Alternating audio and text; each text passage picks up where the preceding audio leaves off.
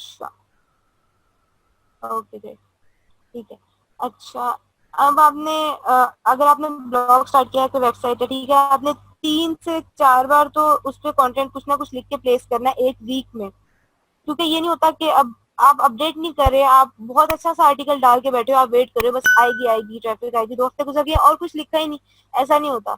आपने मतलब अगर कोई ब्लॉग किसी बंदे ने बनाया ना, तो वो ज्यादा मतलब यूजर फ्रेंडली होता है, एसईओ फ्रेंडली होता है, क्योंकि लोग उसको अपडेट करते रहते हैं। आपने देखा होगा कि एक बंदा सिर्फ अपनी कहानियां रोज लिख के डाल रहा है या अपनी डायरी लिख रहा है, तो वो उस रैंक हुआ हुआ है, लोग उसे पढ़ रहे हैं, बहुत ट्रैफिक है उसके पास, बहुत लोग जा रहे हैं।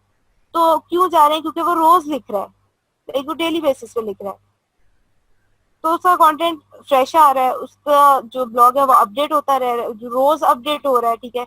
तो इसलिए उसकी जो साइट है वो रैंक कर रही है। अब आपने पहले से प्लान कर लेना है, देन उसके बाद आर्टिकल को ऑब्वियसली इंटरेस्टिंग बनाना है, और उसके बाद हेडर्स और सब हेडर्स यूज करने हैं, मतलब टैग्स होते हैं एचटीएमएल में, H1 H2 H3 and so on. HTML के टैग्स होते हैं, जिसको एचटीएमएल पता है उनको पता होगा। और हेडर सब हेडर्स आपने यूज करने हैं, बुलेट पॉइंट्स यूज करने, तो ये सारा मैं बता चुकी हूँ कैसे आपने करना होता है। और एंकर टेक्स्ट का भी बता चुके हैं। एंकर टेक्स्ट जो है वो आपने वहाँ पे किसी भी पेज को के लिए जाने के लिए आपने वो यूज करना है, एंड देन इट्स सेम। अच्छा, हाई रैंक साइट पे आपने जाके लिंक करना है, लाइक अगर आप किसी भी साइट पे गेस्ट पोस्टिंग कर रहे हो, तो आप वहां जाके अपने साइट का आपने एक एंकर टेक्स्ट डाला हुआ है, और लोग जाहिर सी बात है उस पर तो ऑलरेडी बहुत ट्रैफिक आ रही है, वो आपका आर्टिकल पढ़ेंगे, उनको पसंद आएगा, वो उस लिंक पे क्लिक करेंगे जो आपने एंकर टेक्स्ट डाला होगा, फिर वो साइट आपकी जो भी ब्लॉग है, वेबसाइट है, उस पे उसकी तरफ कन्वर्ट हो जाएगी, ठीक है। और फोटोज यूज करना, इमेजेस वगैरह, उस पर ऑल टैग्स यूज करते हैं, तो फोटोज इमेजेस भी यूज करना मतलब बहुत जरूरी होता है, लाइक मैटर करता है। अच्छा, ये सिंपल है कि अगर आपको मतलब बाकी बहुत टेक्निकल चीजें नहीं समझ आ रही, मतलब अच्छा लिखें, इंसानों की तरह लिखें, इंटरेस्टिंग लिखें, मतलब इंसानों की तरह लिखें और इंसानों के लिए लिखें, खैर।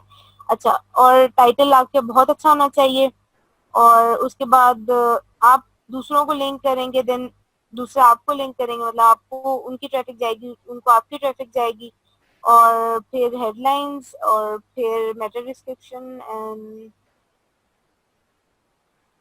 अब लिंक्स आपने डाले हुए हैं, और भी वैल्यूएबल आर्टिकल्स हैं उन वेब वेब पेजेस डाले हुए हैं, उनके लिंक्स डाले हुए हैं।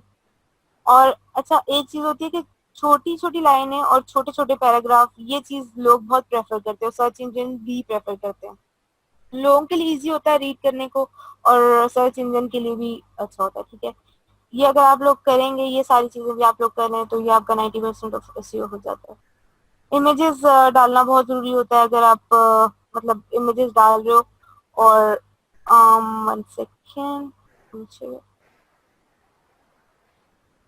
डिपेंड करता है मिशी, डिपेंड करता है, डिफरेंट साइट्स पे डिपेंड करता है, आपसे वो किस तरह का कंटेंट लिखवा रहे हैं उस पर डिपेंड करता है। लाइक अगर आप उनका समझे कि कॉन्टेक्ट वाला पेज लिख रहे हैं, तो वो चीज अब आप उस कॉन्टेक्ट वाले पेज पे 2500 वर्ड्स का नहीं लिख सकते, ठीक है। तो उस पे आपको उतना ही लिखना जितना आना चाहिए, मतलब वैसे अगर आप सिंपल एक आर्टिकल लिख रहे हो, तो अगर आप बहुत लंबा लिख रहे हो और बिल्कुल भी मतलब उसमें आप इंगेजिंग नहीं है, तो फिर लोग जाहिर सी बात है उसको नहीं, पूरा नहीं पढ़ेंगे, तो फायदा नहीं होगा।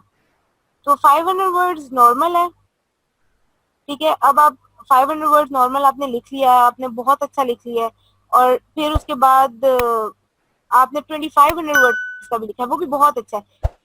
आजकल आई थिंक 1000 वर्ड्स के भी चल रहे हैं। जी फरिया, मुझे बताइएगा how much time you need more. बस इट्स ऑलमोस्ट डन, मैंने जल्दी जल्दी किया है, क्योंकि उन्होंने मुझे बताया कि एंड करनी है, मैं तो बड़ा सुकून में थी कि 30 है, तो कल भी है आपका सेशन ना सेम टाइम में, जो आज रह जाए वो आप कल कॉप अप कर लेना। नहीं बस ऑलमोस्ट ये हो गया, मैंने कर लिया है, ओके तो ओके ओके। ठीक है। ये आप अच्छा, इसमें फिर उस 8:05 तक मैक्सिमम ले जाइएगा, मुझे 8:05 पे फिर अगला अगला सेशन होस्ट करना। ठीक है, नो वरीज, ठीक है। ओके जी। Okay, thank you. अच्छा, उसके बाद ऐसा है कि अब आपने जो है वो इमेजेस ऐड कर दिए हैं, पिक्चर क्वालिटी, अब आपने आर्टिकल बहुत अच्छा लिखा है, बीच में इमेज इतना कोई थका हुआ इमेज डाला है, लाइक इतना उसकी रेजोल्यूशन इतनी बेकार है कि उसको देखने का दिल नहीं कर रहा, तो ये वाली चीज भी नहीं करनी। इमेज बहुत अच्छा सा डालना है उसमें, जो भी आपका आर्टिकल होगा। और फाइल साइज जैसा आप मतलब जितना कम रखें उतना अच्छा होता है, लेकिन ये है कि आपने उस इमेज को अच्छी मतलब अच्छी क्वालिटी होनी चाहिए उसकी, ठीक है। और ऑल टेक्स्ट आते हैं हम इमेजेस में।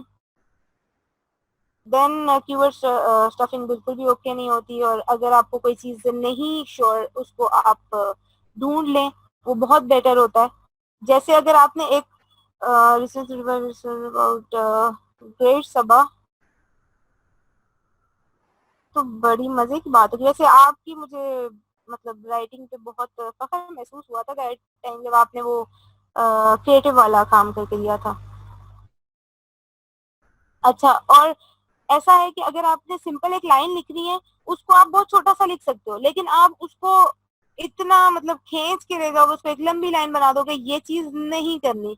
जैसे आप एप्पल को कहो कि एक राउंड रेड और ग्रीन फ्रूट है, आप उसको एप्पल भी तो कह सकते हो ना, उसको इतना मतलब खींचना, क्योंकि राउंड रेड या ग्रीन फ्रूट है वो, क्यों नहीं, ऐसा नहीं करना। जिस वर्ड, जो एक वर्ड एक पूरे सेंटेंस को डिफाइन कर रहा है, उसकी जगह वो वर्ड ही यूज करें, वो पूरा सेंटेंस मत लिखें।